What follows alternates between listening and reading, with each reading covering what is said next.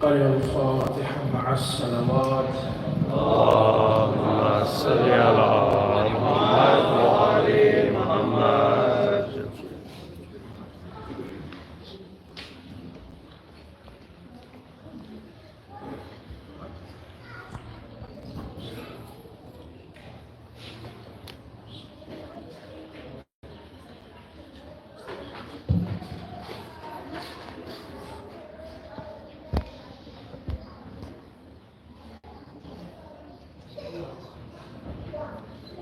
اِسال فرمائیں مرحوم سید احمد حسین رضوی ابن سید صفدر حسین رضوی اور تمام حاضرین کی اصلاح مرحومین مومنین و مومنات کی.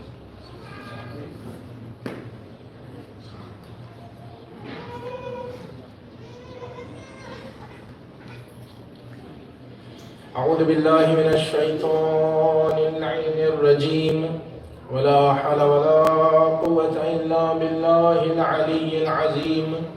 وفوض امری الى اللہ ان اللہ بصیر بالعباد. بسم اللہ الرحمن الرحیم. الحمد للہ الذی دلع لسان الصباح بنطق تبلجہ وسرح قطع الليل المظلم بغياهب تلجلجه وأتقن صنع الفلك الدوار في مقادير تبرجه وشعشع ضياء الشمس بنور تأججه. وصل اللهم على الدليل إليك في الليل الأليل والماسك من أسبابك بحبل الشرف الأطول والناصر الحسب في ذروة الكاهل الأعبل والثابت القدم على زحاليفها في الزمن الأول. حبيبنا وطبيب نفوسنا أبي القاسم محمد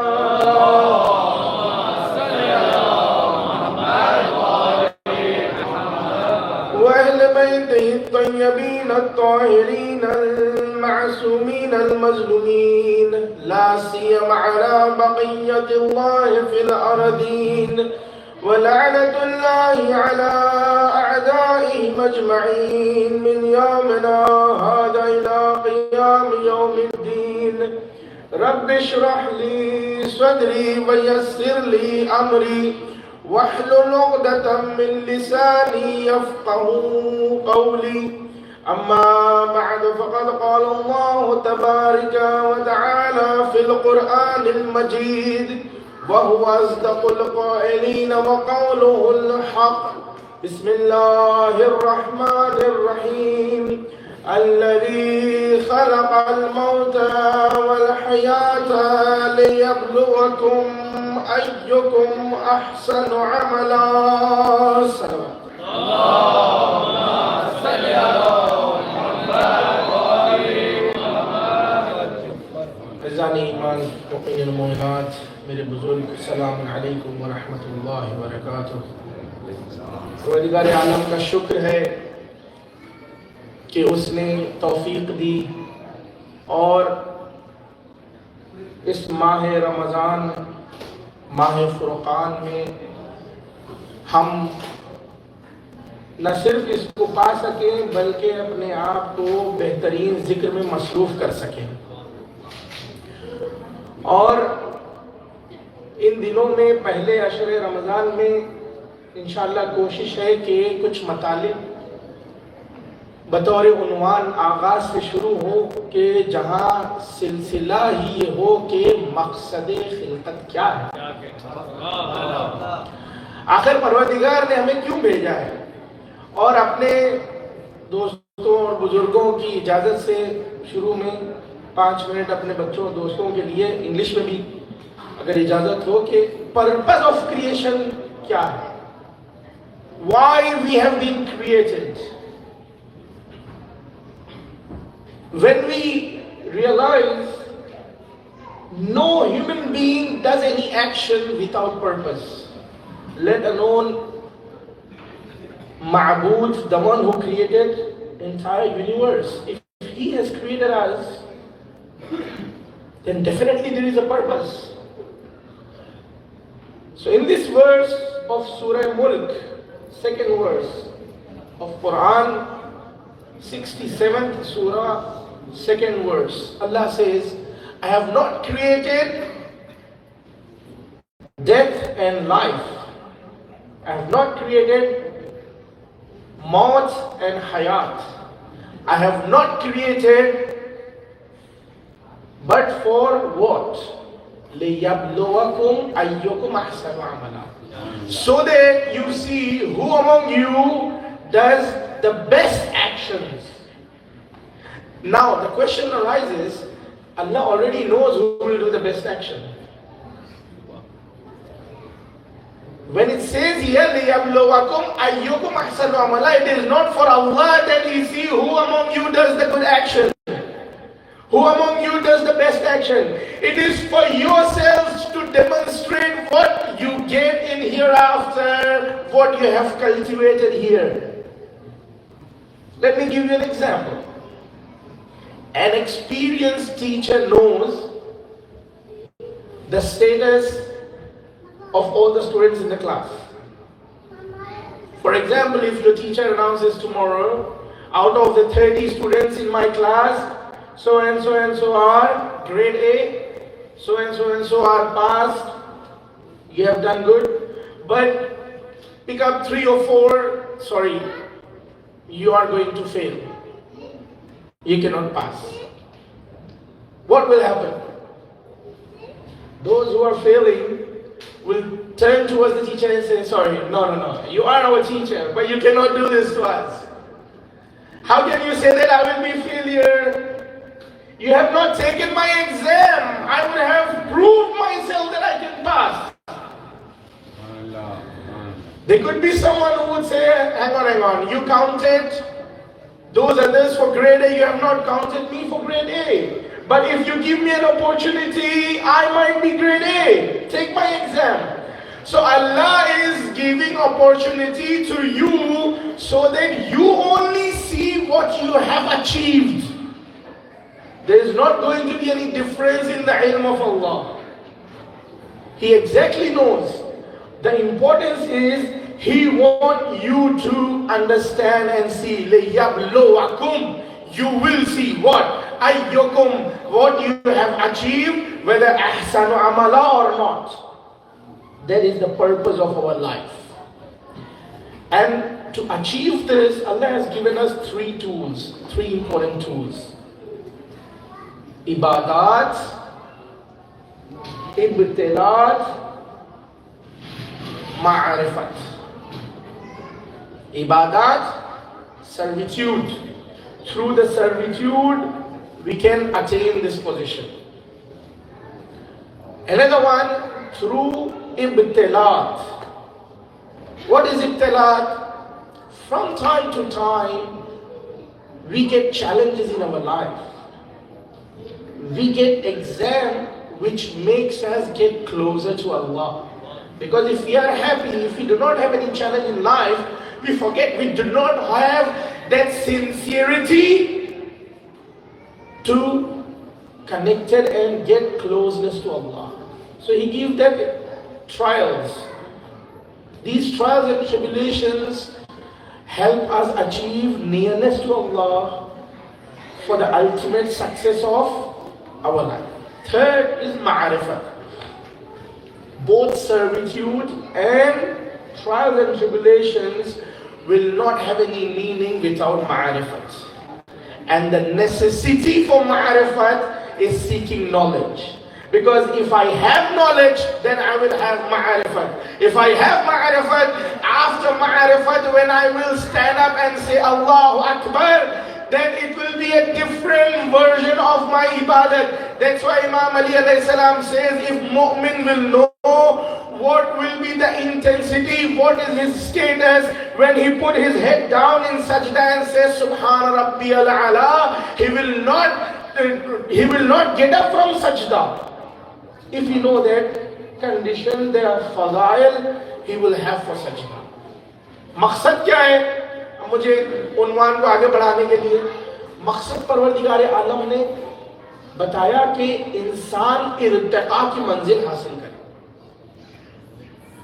دیکھیں بزرگ تشریف فرمائے مجھ سے بہتر جانتے ہیں، اپنے دوستوں کے لیے مثال دے کے، چھوٹا چھوٹا دانہ کیوں نہ ہو زمین سے،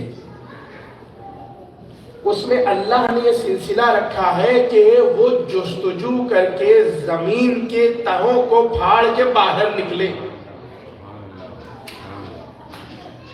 ہیرا آپ کے سامنے ڈائمنڈ، لال ہو، جواہر، زمرد، یاقوت، جو بھی ہو، اس شکل میں آنے سے پہلے تراشا گیا ہے، ایک پروسیس سے گو تھرو ہوا ہے جسے تراشنا کہتے ہیں. پہلے اس تراشے جانے میں وہ بہت زیادہ شدت کے ساتھ گزرا ہے اور اس کے بعد ہیرے کی شکل آئی ہے.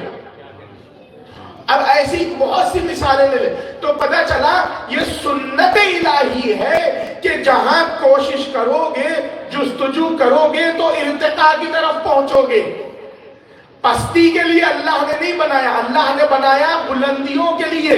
اور بلندیوں کی معراج کیا ہے، ارتقاء کی معراج کیا ہے، کامیابی کی بہترین کنجی کیا ہے؟ کامیابی کی بہترین کنجی یہ ہے کہ اگر زبان سے کہوں الحمدللہ الذی جعلنا من المتمسکین بولایت امیر المومنین، کہ اللہ کا شکر ہے کہ مجھے متمسک رکھا ولایت علی سے، تو میرا پورا کا پورا وجود ترجمان ہو عشق علی کا. صلوات پڑھے محمد و آل محمد پر.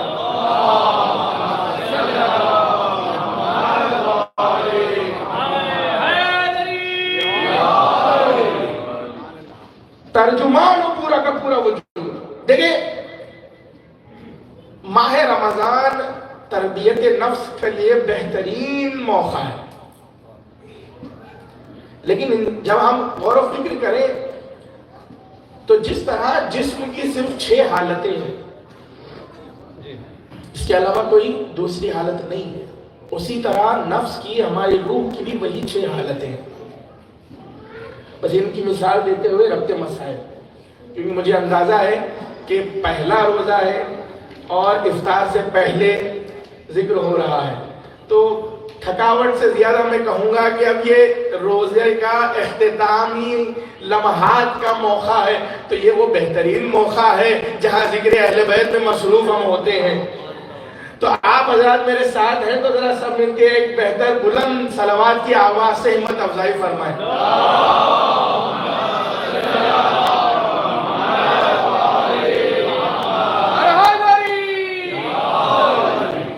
جسم کی صرف 6 حالتیں، یا خابیدہ ہے، سو رہا ہے یا بیدار ہے، جاگا ہوا ہے یا سو رہا ہے.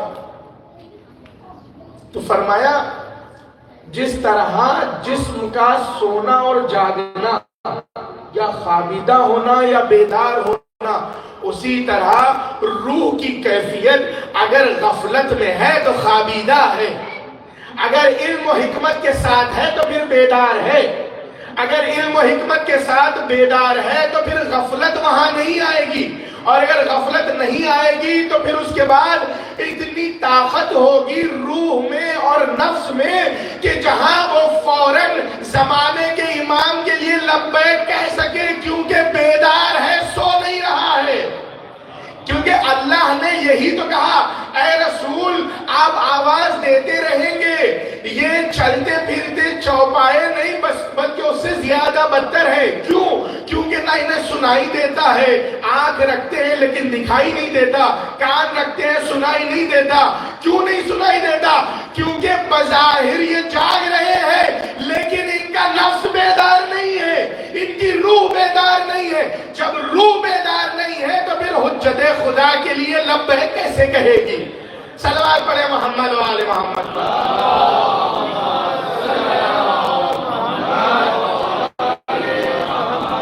اللہ نے ماہ رمضان کا تحفہ دیا، جو تو سال بھر ہم کوشش کرتے ہیں. ماہ رمضان ایک اسپیشل اپورچونٹی ہے، بہترین موقع ہے جہاں اپنے نفس کی تربیت کرے کہ وہ غفلت میں نہ رہے بلکہ بیدار رہے. یہ 2 کیفیتیں ہو گئی. اب تیسری اور چوتھی کیفیت، یا بیمار ہے یا صحت مند ہے، جسم یا بیمار ہے یا صحت مند ہے۔ اب روح کے لیے یہی روح کی بیماری ہے شک، اور صحت ہے یقین۔ اور اگر روح اور نفس بیمار نہ ہوگا، یقین کی منزلوں میں ہوگا، تو پھر اس کے بعد چاہے لاکھوں کا مجمع سامنے ہو، 3 دن کی بھوک و پیاس ہو، لیکن اس کے باوجود زہیر ابن خیم جیسی رجس خانی کر کے بتائے گا کہ تم فرزند رسول کے سامنے مقابلے میں آئے ہو، پوری کائنات اگر مقابلے پہ آ جائے تب بھی حسین تنہا ہو تو حسین حق پہ ہے۔ یہ یقین چاہیے۔ صلوات پڑھے محمد و آل محمد پر۔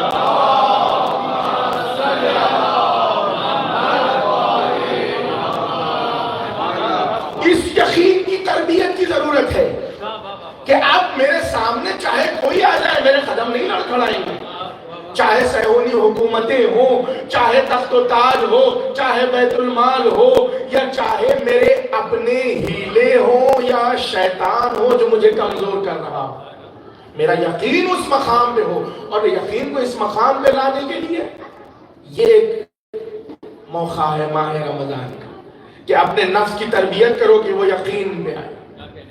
4 کیفیتیں ہوں گی، اب آخر کی 2 کیفیتیں، یا جسم زندہ ہے یا مردہ ہے۔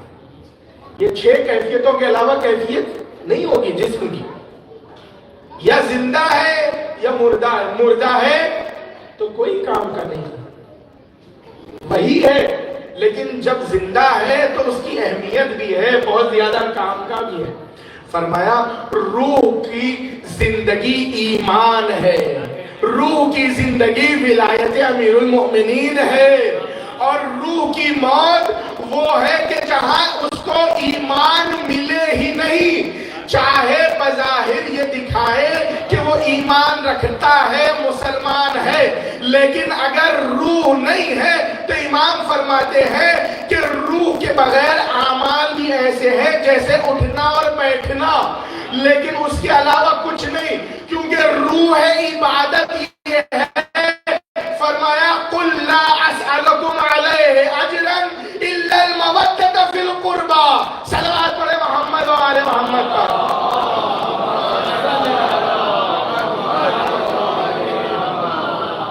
کیا ہم زیارت میں پڑھتے ہیں اشہد انک بولایتک تقبل الاعمال، میں گواہی دیتا ہوں کہ آپ کی ولایت کی بنا پہ میرے اعمال قبول کیے جاتے ہیں۔ جب رسول سے کہہ دیا کہ یہ نہ پہنچایا تو گویا کار رسالت انجام نہیں دیا، تو پھر عبادت پوری کیسی ہو جائے گی؟ پوری رسالت نہیں ہوتی بغیر ولایت کے۔ تو ویسے ہی جب تک ولایت نہ ہو تو عبادت میں روح نہیں ہے، روح عبادت ولایت امام زمانہ ہے۔ صلوات پڑھے محمد و آل محمد پر۔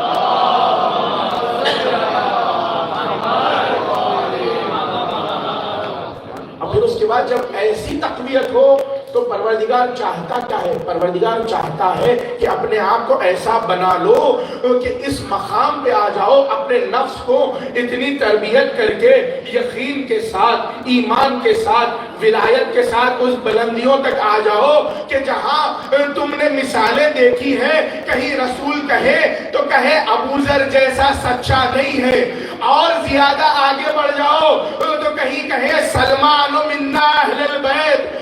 بتا رہے ہیں کہ اپنے ایمان کو اس بلندیوں تک لے جاؤ جب ارتقاء اور کامیابی کا مقام یہ ہے کہ جہاں اہل بیت سے متمسک ہو جاؤ تو کامیابی یہ ہے کہ رسول کہے سلمان ہم اہل بیت میں سے ہیں۔ صلوات پڑھے محمد و آل محمد پر۔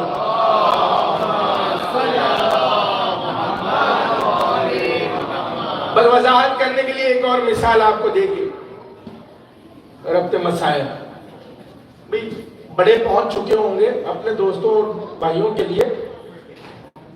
دیکھیں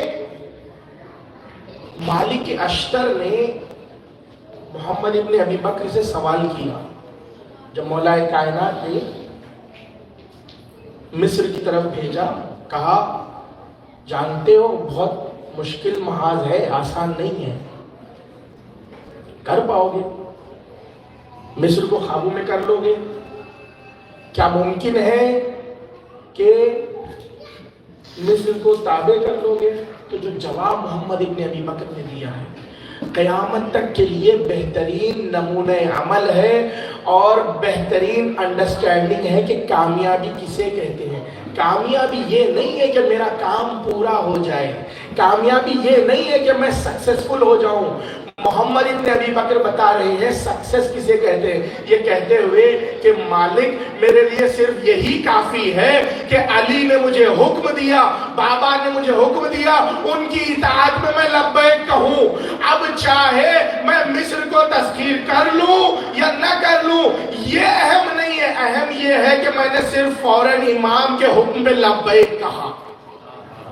और इसकी तर्जुमानी अगर देखनी है तो करबला का मैदान,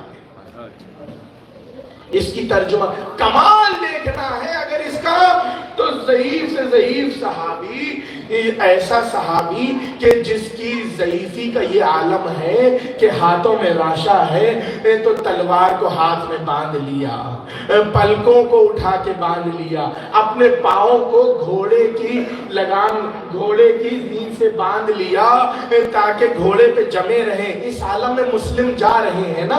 अरबाब अज़ा अब इंसाफ से बताएं, इतनी ज़ईफी में इस आलम में मुस्लिम मैदान में गए हैं, जख्मों से चूर हुए, इमाम हुसैन को आवाज दी ना, जब हुसैन के इस जालू पे मुस्लिम का सर है तो हबीब ने देखा मुस्लिम मुस्कुरा रहे हैं, पूछा मुस्लिम मुस्कुरा रहे हो? कहा इससे बढ़ के क्या चाहिए, एक इमाम के जानू पे सर है, एक इमाम को सामने देख रहा हूँ अपनी बाली पे आखिरी लम्हों में। कहा हबीब ने मुस्लिम यूं तो हम भी तुम्हारे पीछे आ रहे हैं, लेकिन अगर कोई वसीयत हो तो बयान करो। अरबाब अज़ा खून बह जाने के बाद, ताकत खत्म हो जाने के बाद मकातिल के जुमले हैं, मुस्लिम ने अपनी मुट्ठियों को बंद करके ताकत को जमा किया और उसके बाद हुसैन की तरफ बता के कहा हबीब उसी का बेआदल गरीब, अरे ऐसा ना हो फातिमा का लाल तन्हा रह जाए, हुसैन का ख्याल रखना। मैं कहूंगा मुस्लिम करबला में असरतन का हंगाम ना आया, अरे यही हुसैन थे, दाई जानिब देखते बाई जानिब देखते, हल में नासिर यंसुरना, ऐना ऐना हबीब इब्न मज़ार, ऐना ऐना ज़ुहैर इब्न खैर, अरे मेरे शेरों कहाँ चले गए?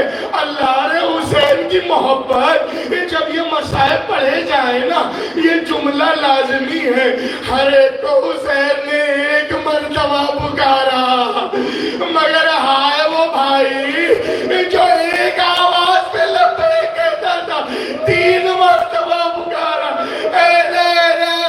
अबुल फजल लब्बास, भैया पास हुसैन तन्हा हो गया।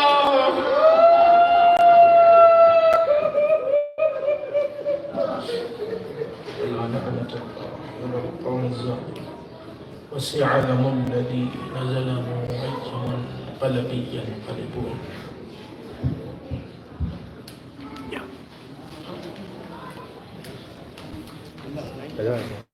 السلام علیکم یا باقی اللہ، السلام علیکم رسول اللہ، السلام علیکم امیر المؤمنین سید الوسیل